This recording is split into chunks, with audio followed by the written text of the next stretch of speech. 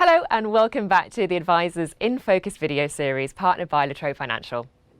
In this episode, we're going to be discussing some of the key themes that have been emerging in the lending and borrowing environments since the COVID-19 pandemic began, and how brokers can help their customers in their time of need. To talk through some of the insights that they've been seeing in the lending space today, we've brought in the Chief Lending Officer of Latrobe Financial, Cory Bannister, to join us and provide his key insights. How are you doing, Cory? Great, Annie. Thanks for having me. Thanks so much. And we've also been lucky enough to secure Bernard Salt from the Demographics Group to talk more about what the stats are telling us and what the statistics show us about the changing environment. So thank you, Bernard, for joining us too. My pleasure. Thank you. Now, just to provide a little bit of an overview, obviously we know that the COVID-19 pandemic has changed so much in the lending environment, whether from a lender's perspective or from a borrower's perspective. But lenders have been doing their bit to support customers where they can. And I wonder at Latrobe Financial how you've been doing it, Cory. Could you provide us with a little bit of an overview? Sure, Annie. Look, there were the three key areas that Latrobe Financial were able to support borrowers. First and foremost, our existing customer base got our immediate attention. We moved swiftly to increase the capacity and capability of our hardship assistance team. And we did that through relocating a number of our credit analysts into our hardship assistance team, which really put the credit skills and that solutions mindset right at the front line. We found that had great impact on helping our borrowers throughout that tough period. We're incredibly proud of our team who initiated that secondment based on their others before self mindset. They were more than happy to get in and lend a hand, and we're really pleased with the outcomes there. Our hardship assistance program focused on borrowers experiencing financial stress and included deferments of monthly obligations. We had interest-only terms provided to help with cash flow. We waived some fees and charges where appropriate if that would make the difference to those customers. And we also engaged in some debt consolidation strategies to help make repayments more manageable for those existing customers. For prospective customers, we continued to work with creditworthy applicants throughout this period. In fact, in the period between March and June, we saw a little over $5 billion in loan originations, which just give you an indication of the level of demand of creditworthy applicants for finance throughout this period. And we were able to help many of these customers meet their objectives and requirements. And finally, at a corporate level, we were really, really proud to be able to donate $1 million to the Epworth Hospital to provide additional ICU equipment in order to cope with the anticipated influx of COVID-19 admissions during this pandemic. That's wonderful to hear, Cory, and wow, that's amazing as well. It's such a wonderful sort of support that you've been providing there, both to customers and also to charities and those who need it most. When it comes to borrowers coming to Latrobe Financial, I wonder what sort of trends and themes you've seen in the borrower segment since COVID-19 began. Thanks, Annie. Two interesting themes that we're currently seeing at a macro level are the ongoing interest from foreign citizens for Australian property. Even during COVID, demand for Australian real estate has remained really strong. Australia is home to some of the world's most livable cities. 3 of the top 10 most livable in the world. You've got Melbourne in 2019 was placed second, followed by Sydney in third place and Adelaide in 10th place. So, Australia continues to be a destination country for migrants, thanks to the great lifestyle we have on offer. In addition, Australia, along with New Zealand, has been the envy of the world with how we've been able to handle the pandemic. We think this only increases the attractiveness for migrants to make the leap when they're able to do so. And in addition to the migrants looking to call Australia home, we're seeing really strong interest from foreign investors looking to buy Australian property.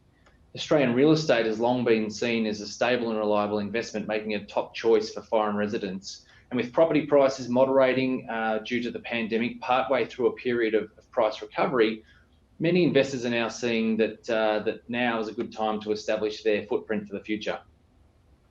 That's great. And I totally agree about Australia being an attractive country to immigrate to, because obviously I myself am an immigrant, having been born and raised in the UK. But I don't necessarily know if I agree about Melbourne being higher placed than Sydney. We know that Australia is a multicultural nation, though, with more than a quarter of Australians having been born overseas. And I wonder, Bernard, from your work at the demographic group, what you think makes Australia such an attractive, aspirational home for immigrants coming over and moving here?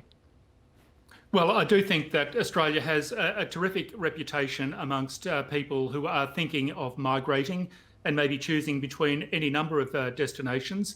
Why wouldn't you choose Australia? We're young, vital, we're well managed. We might not say that, we might not think that, but at a global level, we're well managed. We've managed the coronavirus relatively well, and I say that from lockdown in Melbourne. All of those things, I think, mean that Australia will be near the top of any immigrants' list of countries they might want to move to. Plus the climate, we're generally regarded as a friendly people, very tolerant. If a quarter of the population was born overseas, then we're used to welcoming people from any number of countries and cultures. And there's a range of lifestyle options. Yes, you can do the Melbourne thing, or you can do the Gold Coast thing. There's a number of lifestyle options as well. So putting all that together, I can't imagine anyone choosing any other country other than Australia. I should be selling Australia. I really should be. Maybe the tourism board will give you a little bit of commission there. Exactly. I also wonder, because we know that obviously when immigrants come over to a new country, they often bring with them their cultures, their tastes, their trends, and they rub off on the country that they've moved to, the communities they've moved to. I wonder in the past what sort of influences immigrants have had on Australian property specifically.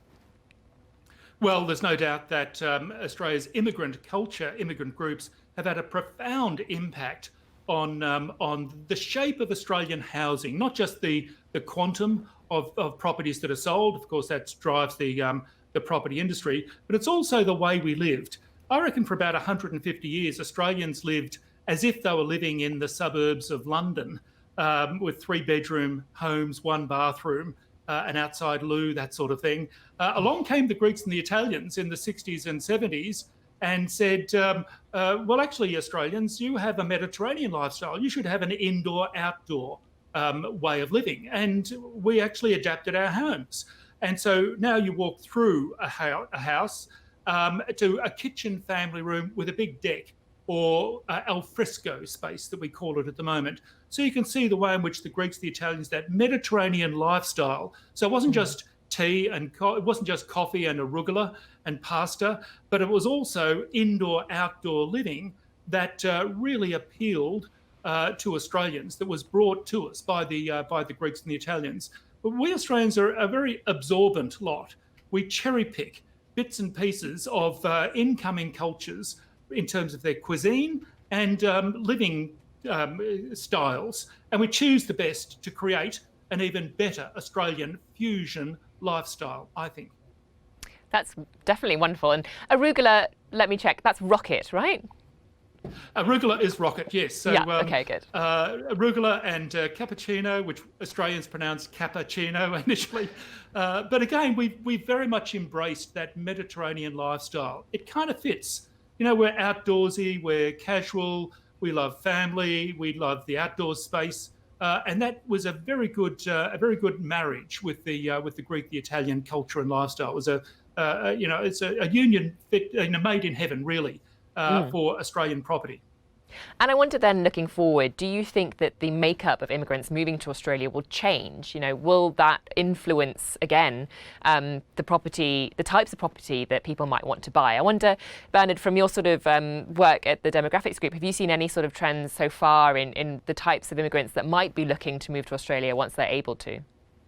Well, if you look at the main immigrant groups to Australia, you can see that certainly Indian migrants and migrants from China, as well as Malaysia, Vietnam, the Philippines, a number of Arabic-speaking nations are also rising in the ranks of immigrants to Australia. I think the bottom line here is that I'm not sure quite specifically how our homes or housing might change as a consequence of having more Indians or more Chinese or Asian people or Arabic-speaking people, but they will change. We're a very pliable, plastic, changeable culture, and our homes reflect that. if the Australian people decide, actually, that delivers us a better quality of life, a better lifestyle, then we will adopt it very, very easily. We don't hang on to things. We're very happy to move on if we feel that that is a better way of living. And I think that's the value and the beauty of Australia. We're always looking to improve our lifestyle. The one thing that I think unites every Australian in every part of the country is the pursuit of lifestyle, and property is an absolutely central part of that narrative of being Australian. For sure. And Cory, for you at Latrobe Financial, have you seen any changes, or do you think there'll be any changes to the type of immigrant moving to Australia, in the near future? I think we're likely to continue to see great demand from Asian countries, China, India. I think India are already well represented, and I think that will continue to grow. I think it will go wider than that, though. As Bernard points out, we've got a great lifestyle here. It's very cosmopolitan. We've embraced a number of cuisines, a number of cultures, and assimilated that into our society, so that really whoever comes to Australian shores can find a little bit of home very close to their backyard. And speaking of a little bit of home, it's also the case, I think, that we've seen many Australians who were living overseas move back to Australia because of the COVID-19 pandemic, whether that's for security reasons, because they want to feel like they are able to get back home, or whether it's because they've actually decided that should something like this again happen, or should lockdowns happen, they want to be back in Australia, in their home country. I wonder if you've been seeing any sort of trend in terms of where these returning Australians would either be looking to buy or are buying at the moment. And Cory, I'm going to start with you for that.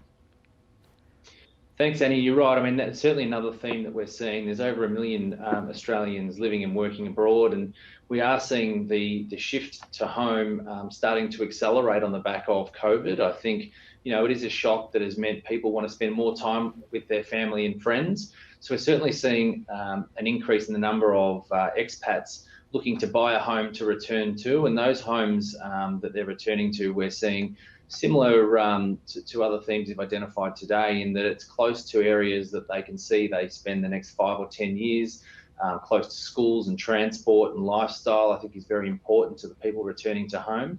They're taking advantage of the moderation of property prices and a very low interest rate environment to secure the house that they want to have with their family for the next 5 to 10 years. We're also seeing really strong demand from expats who are looking to buy investment property if they may not be returning home, but they also recognise the reliability and stability of Australian real estate, combined by, again, that price moderation and a low interest rate environment. So we are seeing plenty of demand from investors offshore that are Australian expats looking to purchase right here now. And Bernard, I wonder if you've seen any evidence of, when Australians living abroad come back to Australia, if there's any sort of types of suburbs or cities that they're particularly interested in. Do you have any knowledge of sort of where the returning Australian might go? Well, sadly, it's going to be, I think, probably early next year before we get really solid data to show exactly how many and where these returning Australians moved to. But I would expect there to have been tens of thousands of expats actually returning to Australia since the lockdowns began.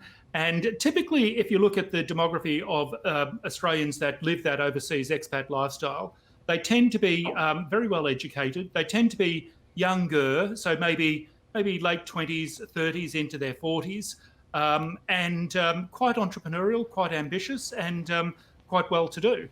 And so they bring those skills and that capital, if you like, back to Australia in pursuit of a bolt hole, a safe haven, if you like. I like the idea of this group actually buying an investment property in Australia. Maybe that might be for their planning to eventually return to the country, to Australia in due course. But again, all of that, I think, really does drive another market for Australian property. Expats returning home, cashed up, wanting to secure their lifestyle. And that, again, comes back to this issue that a pandemic makes people rethink where they are and what their real values and priorities are. And coming home and buying a piece of Australia is part of that circuit-breaking process. Yeah, for sure. And I think, again, what we've seen so much of is people really accelerating that trend and really thinking much more about it, as you say, Bernard. Definitely people thinking about what is my long plan for life, and am I currently living it? I just want to ask though, Cory, because we've seen some lenders tighten up their restrictions around who they're actually lending to when it comes to overseas buyers. It's getting harder, I think, for many people overseas to buy property in Australia, particularly because of the COVID-19 pandemic. I wondered, how are you supporting borrowers who, whether they're immigrants looking to purchase property when they're here and they're just overseas, or whether it's Australians looking to buy investment properties in Australia? How are you helping them? Thanks, Annie. And you're right. I mean, brokers are telling us that whether you're a foreign resident or an expat, that there are some funding challenges, and we expect that those funding challenges will exist probably for the next 36 months. We don't see the COVID recovery as being a linear one. We expect that there's going to be many reverberations for the next 3 years, not just in the Australian economy, but globally, and that will pose some challenges for those offshore looking to obtain housing finance. The major banks in Australia have undertaken a simplification strategy, and they are very focused on a slither of the market, which is prime owner-occupier clients, and we don't see that that's likely to reverse anytime soon. So it is going to require the support of non-bank financial institutions like Latrobe Financial, who will take the time to fully understand the unique position of this borrower type, and to provide an appropriate tailored solution in order to meet their objectives and requirements. So we've been innovating around this particular product and released an international borrower suite of products that cater for both non-residents looking to purchase property with Foreign Investment Review Board approval, and also the expatriate loan, which is targeted at Australian citizens looking to purchase either owner-occupied property to return to when they come back to our shores, or perhaps they're looking to buy a property as an investment, capitalising on the reliable and steady Australian property market.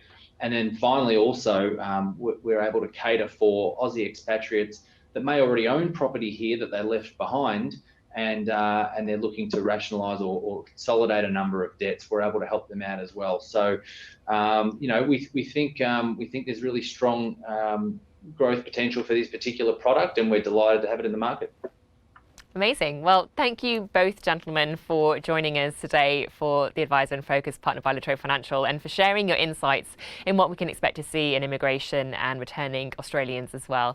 If you'd like to find out more about Latrobe Financial's products for overseas buyers, then do check out the link below, and obviously visit Latrobe Financial's website for more. And thank you so much, Bernard, for sharing your key insights around the demographic trends as well.